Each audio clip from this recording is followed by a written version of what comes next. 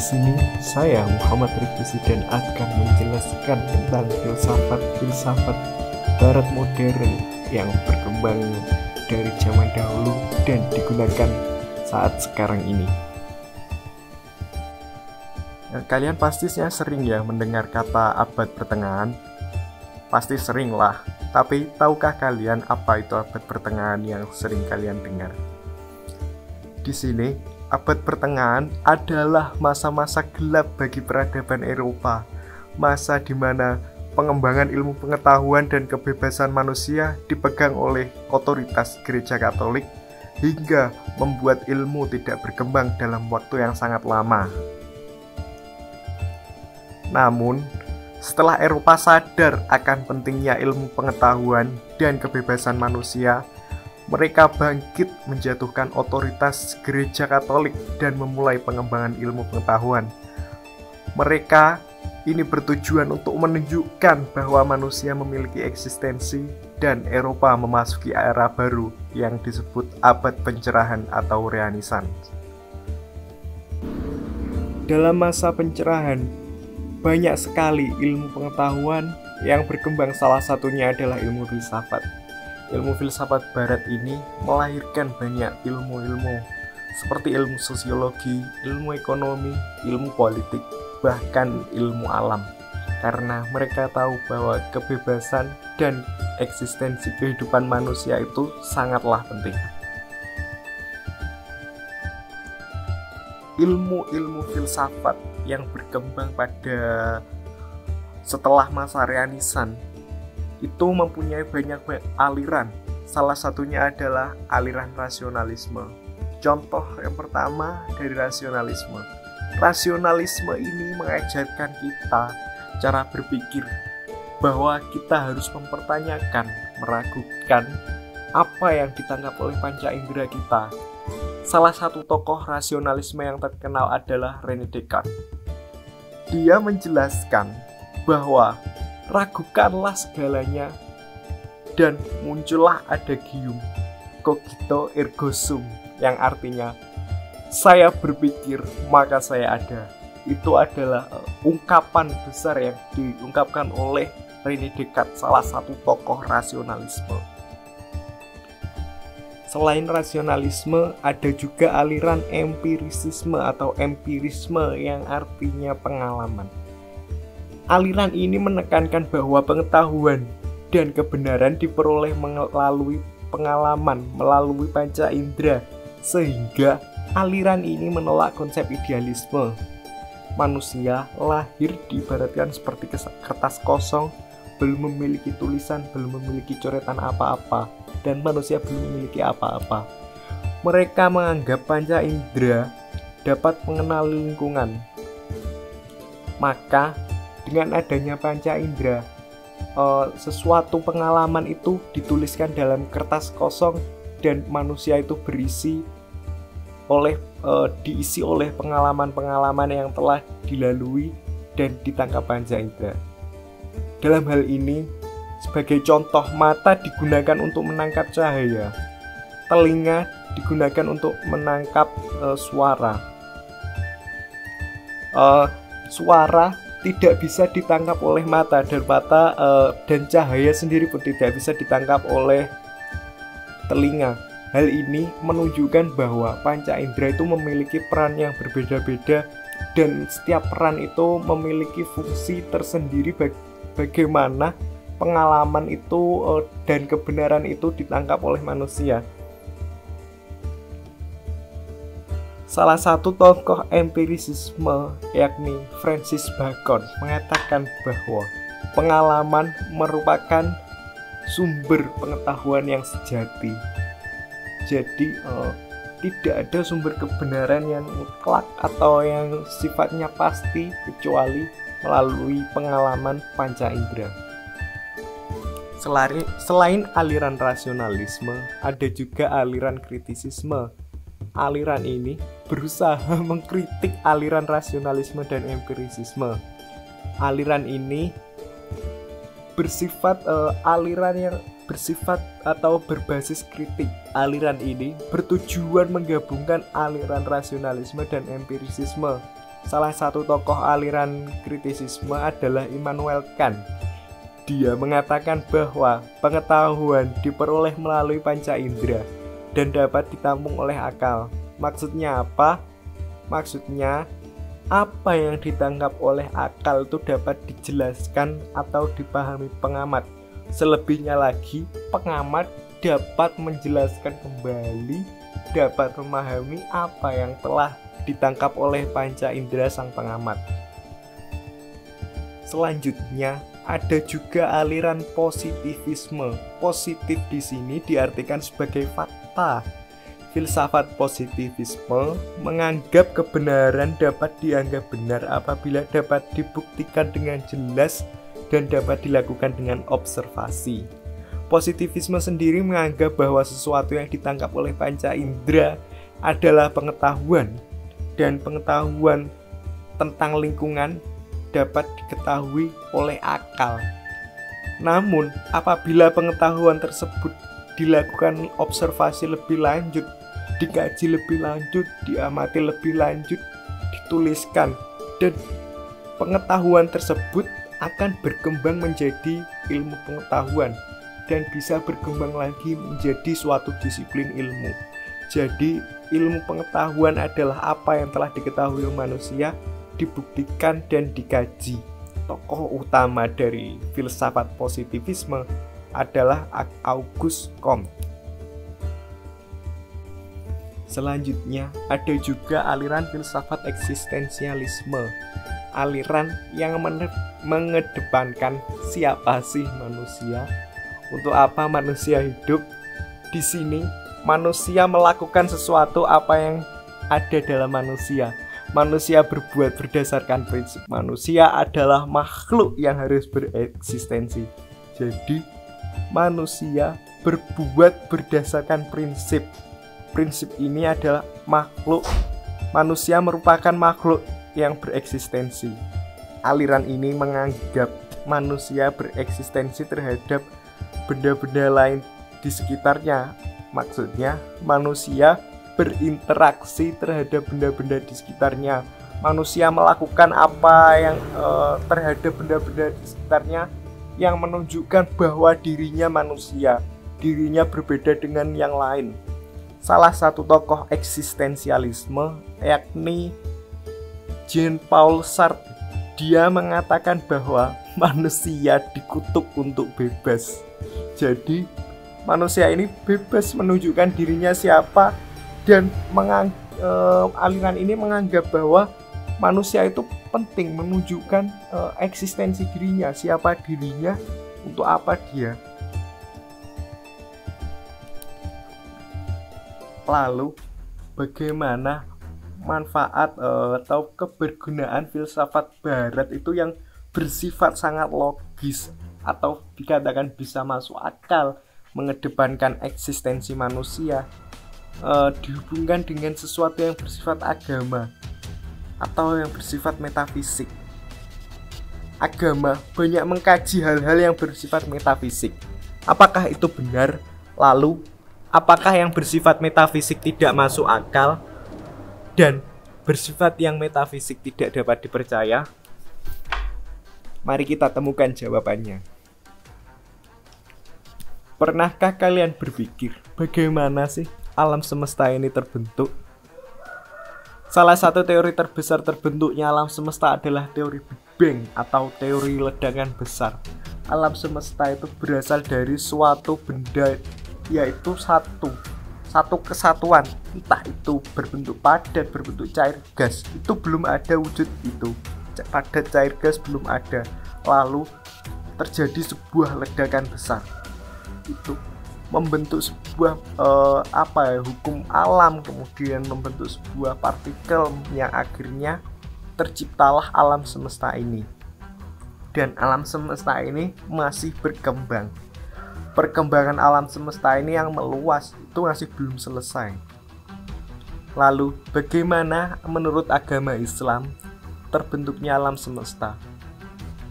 Dalam videonya dari Kemenak dan penelitian bersama LIPI yang sekarang menjadi BRIN, teori terbentuknya alam semesta ini sudah sudah dijelaskan dalam Al-Quran. Saya tidak akan menjelaskan bagaimana teorinya, namun saya akan mengajak kalian semua berpikir.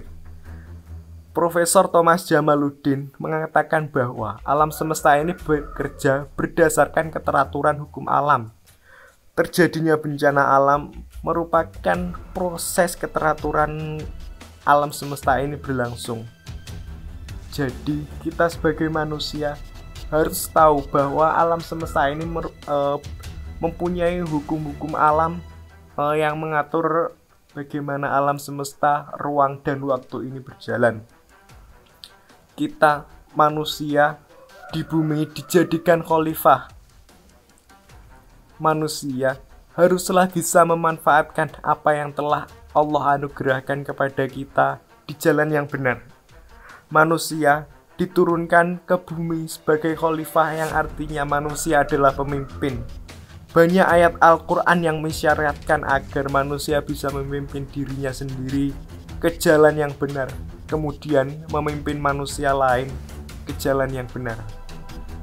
Lalu, bagaimana dengan adanya Tuhan dan malaikat?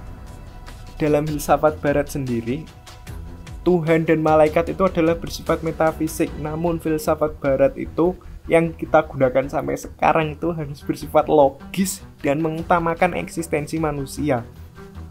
Kita tidak bisa membayangkan bagaimana bentuk dari Tuhan, namun sebenarnya kita bisa mengenalinya dengan berbagai cara. Yang pertama yang harus dilakukan adalah kita harus meyakini dengan adanya Tuhan. Kita meyakini Allah dengan sepenuh hati kita, dari dalam hati kita, dengan ikhlas dan tulus. Jika kita tidak yakin dengan keberadaannya, maka kita tidak bisa mengenalinya. Dalam ilmu filsafat sendiri, keyakinan dan cinta adalah sesuatu yang bersifat eksperensial, bukan rasional. Jadi, meyakini keberadaan Allah Subhanahu wa taala, mencintai Allah Subhanahu wa taala tidak bisa dilakukan hanya semata-mata untuk apa mencintai, untuk apa meyakini. Kenapa mencintai, mengapa, bagaimana. Tetapi keyakinan itu tulus bahwa dia ada untuk kita, dia mengawasi kita, dia ada dalam hati kita. Jika cinta kepada Tuhan adalah hal yang bersifat rasional, maka itu tidak bisa dilakukan karena rasional harus memiliki bahasa yang bersifat simbolik dan spesifik.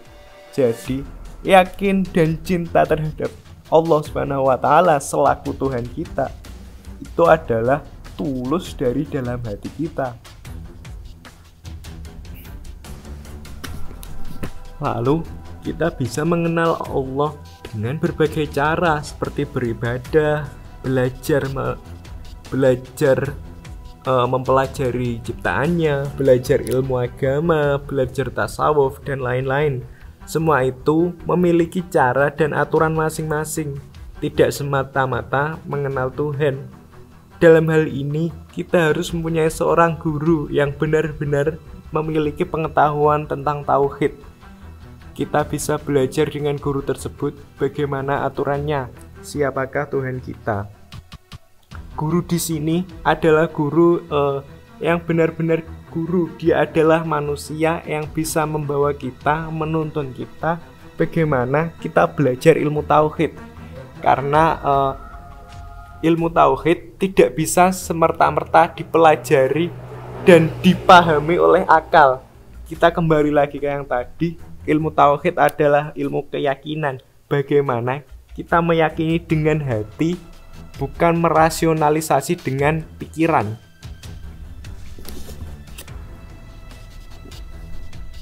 Di sini saya menggunakan satu contoh, yakni ilmu fisika dan kimia. Dengan belajar fisika dan kimia, kita bisa mengenal Allah. Hakikat ilmu fisika dan kimia itu merupakan salah satu jalan yang ditempuh manusia untuk mengenali Allah Subhanahu wa taala. Allah yang menciptakan mereka, manusia, dan alam tempat tinggal manusia.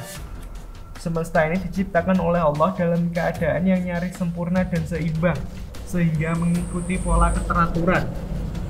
Walaupun sering tampak kacau, sesungguhnya gejala-gejala alamiah itu terjadi secara teratur, mengikuti proses kesetimbangan dan keseimbangan.